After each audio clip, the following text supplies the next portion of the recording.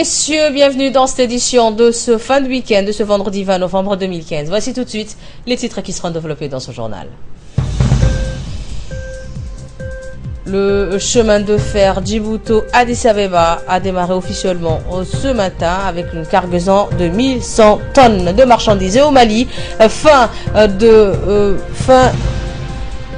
l'attaque contre l'hôtel Radisson de Bamako. Les détails de ce journal avec Nagat Fouad-Saïd. Bonsoir Nagat. Bonsoir Choukri. Le ministère de l'Éducation nationale de la formation professionnelle a organisé hier une retraite de travail aux îles Moucha pour faire le point sur l'état d'avancement de la réforme de l'enseignement technique et de la formation professionnelle. Cette réunion de travail est dirigée par le secrétaire général du MEMFOB, M. Haroun Omar Aden, a vu la participation des hauts cadres du MEMFOB et des responsables de l'enseignement technique et de la formation professionnelle. Elle avait pour objectif de faire le point sur l'état d'avancement de la réforme de l'enseignement professionnel qui se bat en son plein. Les responsables de la direction générale de l'enseignement et de la formation professionnelle ont exposé aux participants les travaux réalisés, ceux en cours, aussi la finalité de cette réforme de l'enseignement technique et de la formation professionnelle. Des débats et des explications ont découlé dans cette réunion et ont permis de mettre les différents départements du ministère au même titre informationnel sur cette réforme de l'enseignement technique et professionnel. Le reste de la journée a été consacré à la détente. Le ministère a convié plus de 200 membres de son personnel à cette sortie pour permettre à ces derniers de se connaître et partager afin de créer une cohésion et de renforcer l'esprit d'équipe du MEMFOB. Au menu des matchs de foot, de baignade, des balades qui ont plu à plus d'un.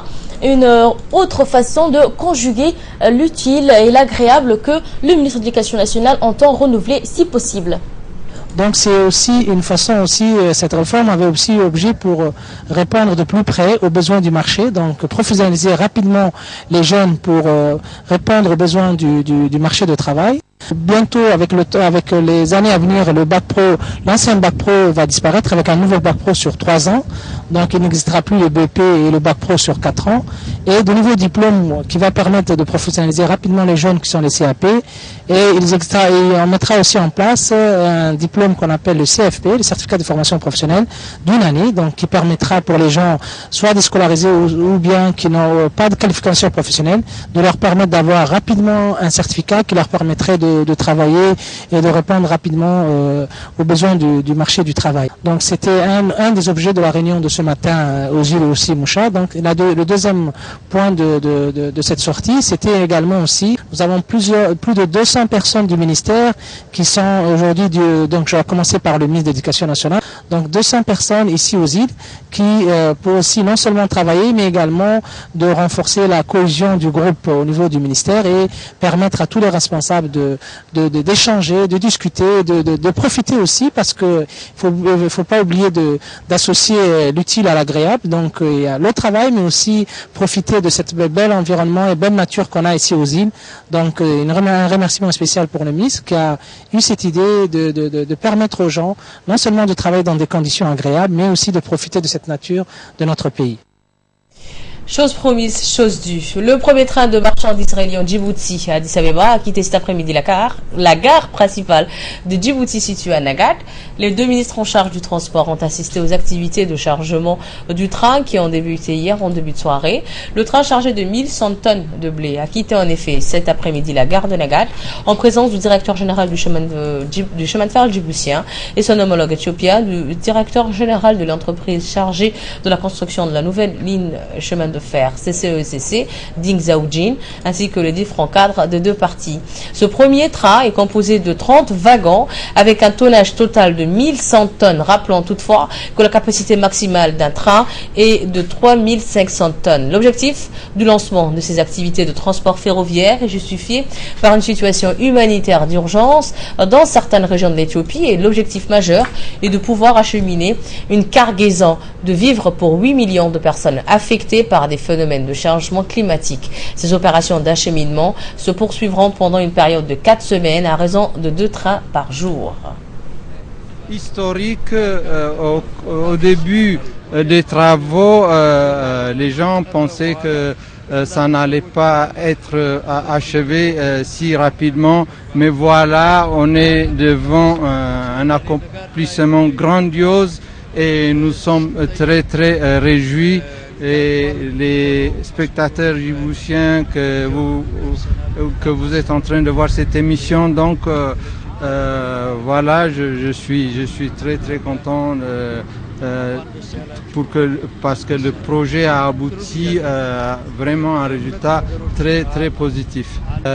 Que c'est vrai, c'est une bonne question, car quand il y a un projet qui est réalisé entre deux pays, en général, c'est une source de désaccord et les choses ne tournent pas bien.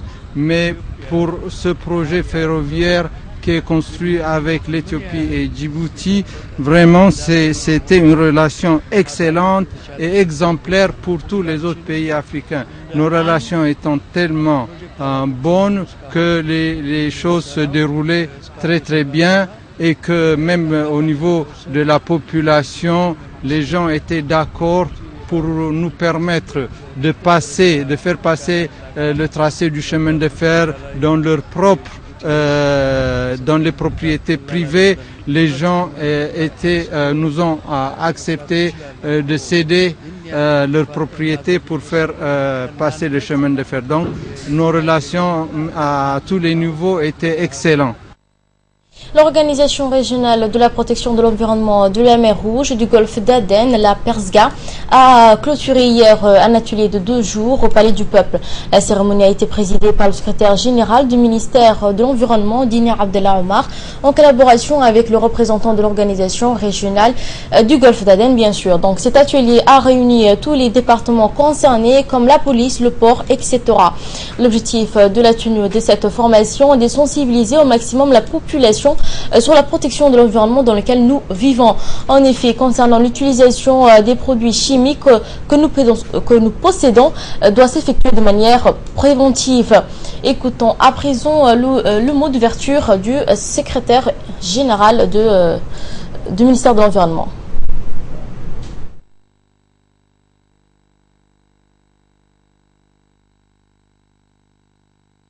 Les produits chimiques sont très utilisés dans tous les domaines, dans le domaine de l'agriculture, dans le domaine de l'industrie. Donc ces produits chimiques sont très utiles, mais s'ils ne sont pas utilisés correctement ou s'ils sont déversés quelque part, ça peut aussi représenter un grand danger. Et Djibouti, en tant que pays qui possède un grand port, nous sommes souvent confrontés à la gestion des produits chimiques. Quotidiennement, des camions transportant des produits chimiques traversent le corridor Djibouti-Galafi. Ces camions font des accidents. Et lorsque un camion est renversé dans un oued et que le produit chimique qu'il transportait est déversé dans l'oued, ces produits chimiques peuvent contaminer l'eau que la population va consommer. Et donc, c'est un enjeu, un défi très important pour Djibouti de gérer de façon rationnelle les produits chimiques. Donc juste après cet atelier sur la Convention de Stockholm, le secrétaire général du ministère de l'Habitat, de l'Urbanisme et de l'Environnement, Dina Abdellah Omar, a présidé une cérémonie de clôture d'un atelier national sur la sensibilisation environnementale destinée aux ulémas, en présence du secrétaire général du ministère des Biens Waqf et des représentants de l'Organisation régionale pour la conservation de l'environnement et de la mer Rouge et du golfe d'Aden, le PERSGA, et le conseil technique du ministère de l'Habitat, de l'Urbanisme et de l'Environnement, Aden Hassan Ilmi, de l'ensemble des ainsi que les représentants des écoles islamiques à Djibouti. La préservation de l'environnement constitue un intérêt primordial à l'échelle locale, nationale et régionale pour garantir les besoins des générations actuelles et futures. La préservation et la protection de nos ressources environnementales passent nécessairement par la sensibilisation aux acteurs clés comme les ulémas. Durant ces 2 jours d'atelier, les ulémas ont pu voir que l'islam est à la pointe de la protection de l'environnement. Ils ont pris par la suite la décision d'agir en fonction des valeurs inculquées par le Saint-Coran afin de contribuer contribuer activement à la préservation de cet environnement. Face à l'environnement, aux ressources et aux conditions de vie, autant l'islam adopte une attitude fondée sur la protection et l'interdiction de la dégradation, autant il prône également l'édification, l'établissement et le développement. À l'issue de cet atelier, il a été convenu du rôle fondamental que le ulama et les imams ont à jouer dans la protection de l'environnement et du développement durable au sein de la société djiboutienne. Dans un mot prononcé à cette occasion, le secrétaire général du ministère de l'Environnement, Dina Abdallah Omar, qui a présidé cet atelier, a exhorté à tout à chacun à se consacrer pleinement à toutes les étapes de cet atelier et de tirer le maximum de profit de l'expérience des différents présentateurs. Une cérémonie de soutien au président de la République Ismail Omar Guelleh pour un 4e mandat a eu lieu cette semaine à Helsinki, dans la capitale de Finlande. Organisée par la diaspora djiboutienne de la Finlande, la mobilisation de soutien au président Guelleh intervient quelques semaines après s'être organisée par la société civile de la République de Djibouti. Le collectif de la diaspora djiboutienne vivant dans les pays est une organisation très active dans la vie des Djiboutiens vivant dans ces pays nordiques.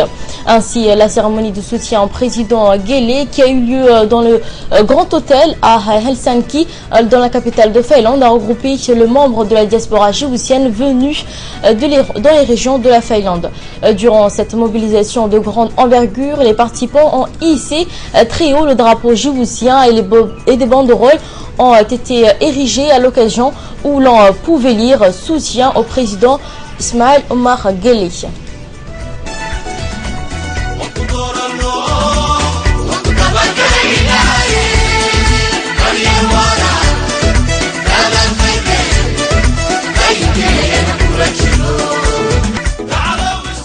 walaalayaal waxaan taageersanahay oon meesha u soo istaagnay oon iskugu nimaanay Ismaaciil Umar Guelleh ayaan iskugu nimaanay waxaana deganahay magaalada Finland Helsinki baa deganahay waana soo dhawaynaynaa waana taageersanahay hajira hajoogo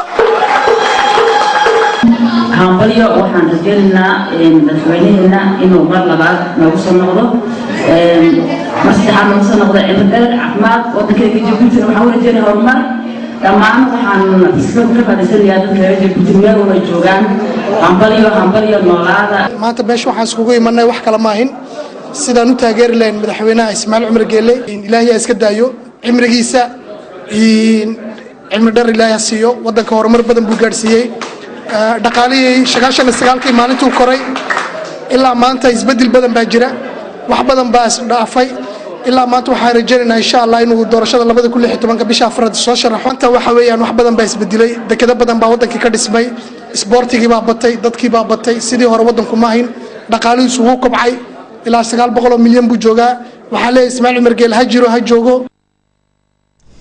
Au cours de cette mobilisation, de nombreux responsables, dont le président de la diaspora djiboutienne installée dans ce pays nordique, se sont succédés au micro et ils ont lancé un appel au président de la République en lui sollicitant de sa part de reprendre les rênes du pays en se représentant aux prochaines élections présidentielles prévues en 2016. Je vous propose à présent de les écouter.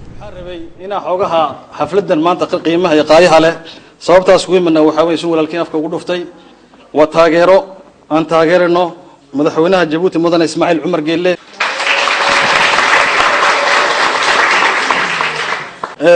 run ahaantii madaxweynaha sababo badan baadna reer Djibouti nahay aan ku dooranay inuu talada waddanka noo sii hayo si uu tartanka doorashada 2016 bilowgeega uga soo qayb galo run ahaantii waa madaxweyne walaahi runtii aad iyo aad qiimo noole nacamicnihii meelaan joognay iyo meel uu hadda ma taqaana nageeyay isma markuu ilaahay talada isaga u dhiibay madaxweynaha Ismaaciil Umar Guelleh ilaahay waxaan uga baryayaa inuu cilmi dheer siiyo isaga zawjadiisa Khadar Maxamuud Hayd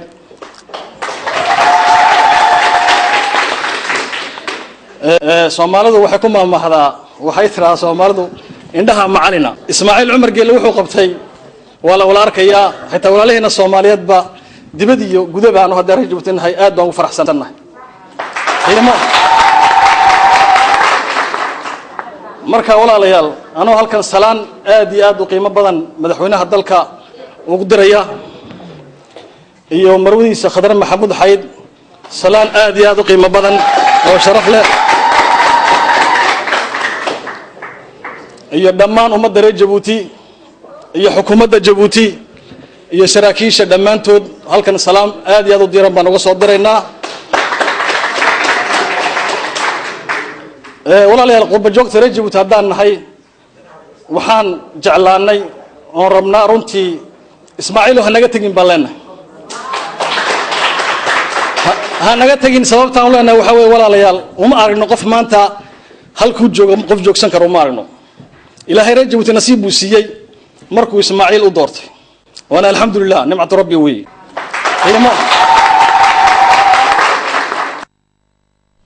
Et de là, nous revenons à Djibouti. Après sa visite dans le nord du pays, le nouveau ambassadeur de Japon, Tatsuo Arai, s'est rendu hier matin dans le sud du pays, notamment dans la région d'Ali-Sébié.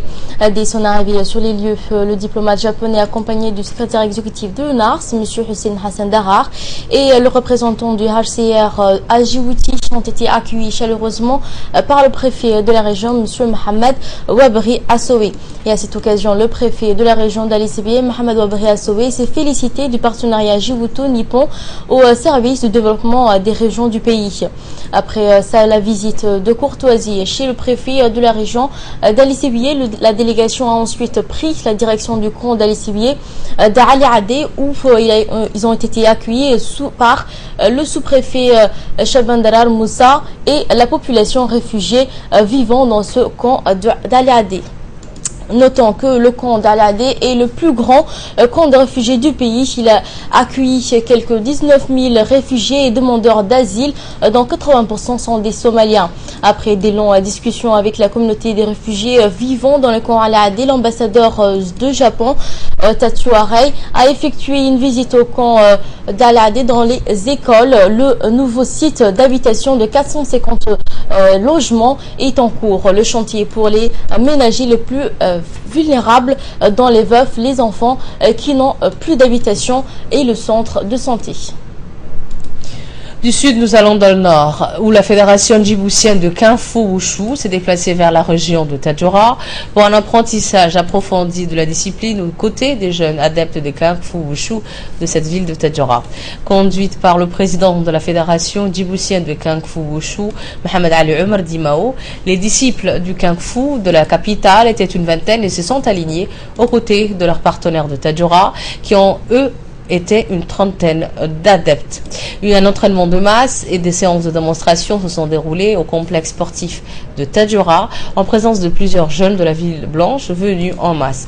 Cette tournée a été organisée pour aider et encadrer les jeunes djiboutiens pour qu'ils ne sombrent pas dans la drogue ou encore la délinquance juvénile.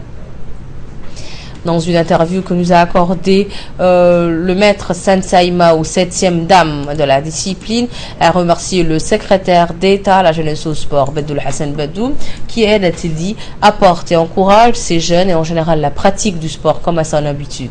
Il a également remercié les jeunes adeptes du Kung Fu Wushu de Tadjoura pour l'accueil chaleureux qui leur a été réservé à lui, mais aussi aux jeunes adeptes de la capitale.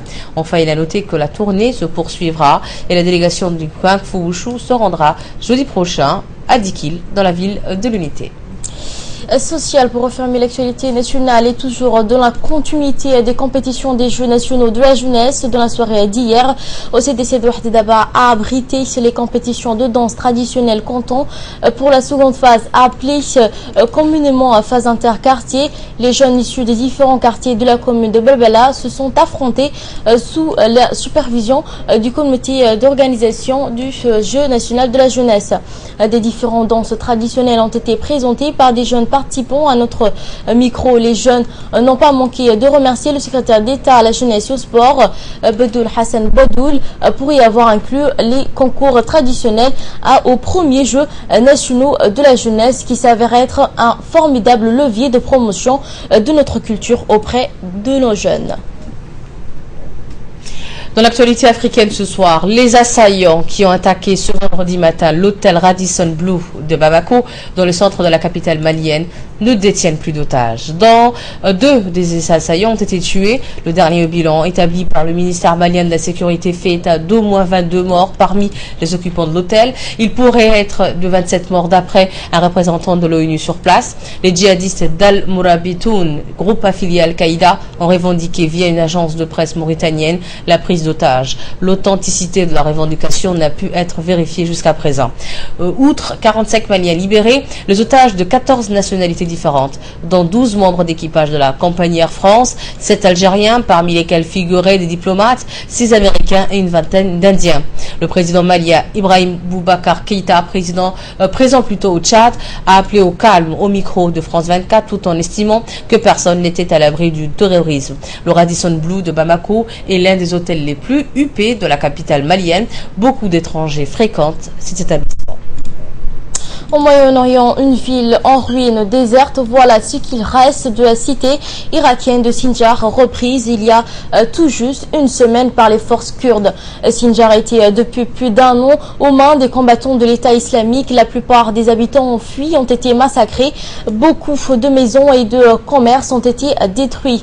Ce qui reste de Sinjar est effrayant, indique ce commandant kurde. C'est cette prise qu'a Konabé. Ces drapeaux irakiens et kurdes flottants à nouveau au-dessus de Sinjar. Quelques 200 000 personnes habitant à Sinjar et ses environs avant que les combattants de l'État islamique ne s'aventurent dans la ville. Durant l'été 2014, la cité irakienne était devenue la triste symbole de la